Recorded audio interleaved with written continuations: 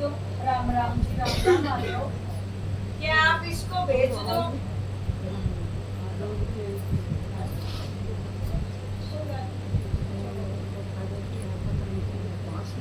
एक बार एक राजा रानी थी। राजा रानी थे। अरे आजा सोनू वाला सोनू ने बता मेरी गामू नु ना हो जाए बेचारे का हां यो ठीक बैठा है। नहीं ठीक बैठा है। वैसे तो घूंघटाई के कोई बोलने लग गया कि भाई गया उनके घर, बोला जी रानी को इसको भेज दो अपनी लड़की को। वे कहने लगे, बोले भाई आज मत ले जा, बुद्ध से बुद्ध लेना चाहेगा। बोला मैं इन चीज़ों ना मानता, मैं तो जाऊंगा लेके जाऊंगा। बोला भाई मान जा करना, ना मानना तो भेज दी तो भगवान तो अपने तरीके से चलाऊंगा।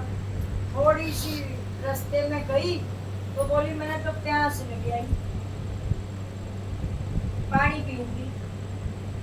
बोला तू अड़े बैठ जा, मैं तेरे तक पानी लिया। पानी लेने चला गया राजा का लड़का। जब पानी लेकर आया तो उसके जड़ में एक है कैसी शक्ल का। और ध्यान से सुनना, ये कथा तो सिर्फ एक समझाने के लिए, इसका गहरा राज क्या है। वो है जैसी शक्ल का एक और खड़े। वो बोला ना पानी तो मैं लिया था। बोला तू कौन है?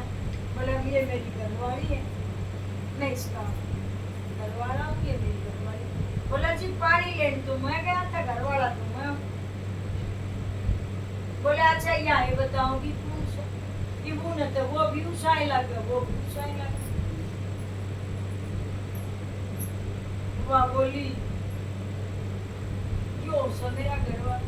वो कहे मैं बोली अच्छा तू से? बोला ना मैं तो बेचारी हड़च गई।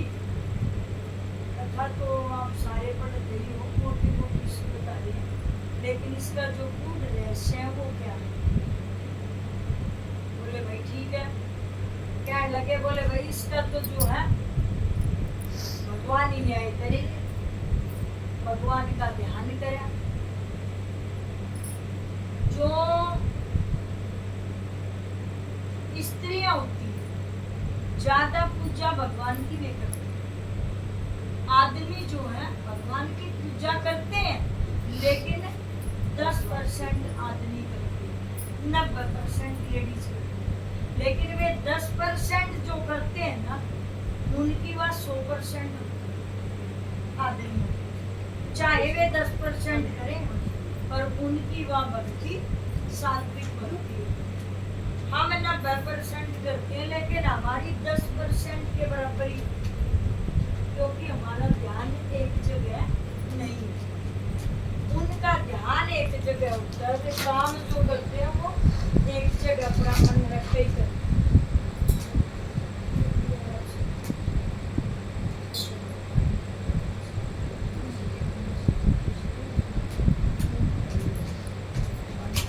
तो उसने जो है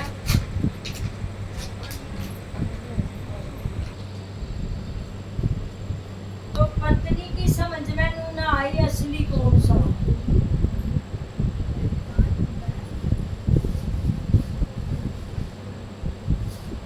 तो जो लौटने वाला व्यक्ति था उसने ईश्वर से प्रार्थना करी। ईश्वर से प्रार्थना करी। क्या प्रार्थना करी? हे परमात्मा, यह क्या लीला है कि सच्चा झूठा बन रहा है और झूठा सच्चा बन रहा है। समझ पा रही है कि जो सच्चा है उसको तो झूठा बना रहे हैं, और जो झूठा है उसको सच्चा बना रहे हैं।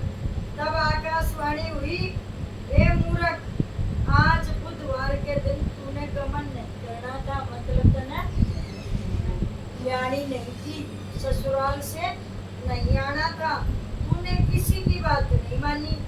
यह सब लीला बुद्ध देव भगवान की है। उस व्यक्ति ने बुद्ध देव से प्रार्थना की और अपनी गलती के लिए क्षमा मांगी। तब बुद्ध देव जी अंतर ध्यान हो गए और वह अपनी पत्नी को लेकर बुधवार का व्रत दोनों पति पत्नी नियम पूर्वक करने लगे। व्यक्ति इस कथा को पढ़ता है या सुनता है उसको बुधवार के दिन यात्रा करने का कोई दोष नहीं लगता, उसको सर्व प्रकार से सुख की प्राप्ति होती है। किसको? जिसने यह कथा सुनी। ऐसा कथा सुनने से क्या होएगा? इसका मतलब क्या था? कथा बहुत है लेकिन उसमें सार एक ही है। क्या समझाया उसमें?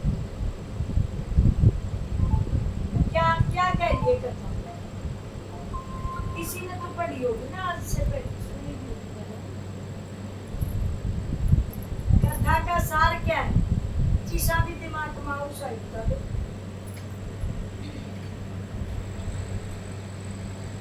कथा का सार है, जब तुम किसी की नहीं मानते तो तुम्हारी भी कोई मानने के लिए तैयार नहीं है, तुम कितने भी सच्चे हो। और अगर तुमने किसी की बात का, बड़े की बात का अपमान किया या उसका मजाक उठाया, ये तो नुआ बोले जावे, इसकी आदत खराब है। घर में जब भी कोई बड़ा बूढ़ा कुछ काम की कहता है, भाई आज ये नहीं करना चाहिए, आज ये करना चाहिए, एक सलाह होती है। और बड़े बूढ़े के रूप में आत्मा इशारा दे जाती है, ये करना ये नहीं करना। तो वो क्या कह रहे हैं? ये भगवान ही उसका रास्ता घेर देते हैं किसी भी रूप में। घमंड तोड़ना सिखाया है इसने, कि अच्छे का घमंड तोड़ दिया, जबकि वो उसी की पत्नी थी, पर परमात्मा के सामने आम